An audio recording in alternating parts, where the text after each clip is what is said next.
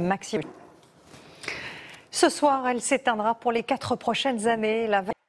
Et si vous voulez savoir, si vous nous rejoignez aujourd'hui, nous vous proposons une série inédite qui va nous ramener quelques semaines en arrière, à l'époque où l'on se prélassait encore sur les plages. Cet été, nous avons choisi de poser nos caméras sur le littoral atlantique. 600 km de côte, de la Vendée au Pays Basque, en passant par le célèbre bassin d'Arcachon. Nous avons suivi notamment le quotidien de ceux qui ont sacrifié leurs vacances pour que vous puissiez profiter des vôtres, patrons de camping, saisonniers ou pompiers. Côte Atlantique, la ruée vers l'ouest, épisode 1, c'est un grand reportage de Valentine Bossibet et Clémence Bragard. Et restez avec nous, dans un instant, nous allons reprendre notre série sur la côte atlantique. Pour certains professionnels du tourisme, c'est toute l'année qui se joue sur les 2 mois d'été et ce n'est pas franchement de tout repos. A tout de suite.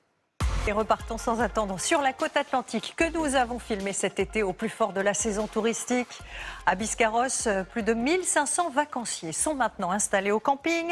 En Vendée, Armel et ses 2 associés, eux, sont déjà à la tête du plus grand parc d'acrobranche au monde.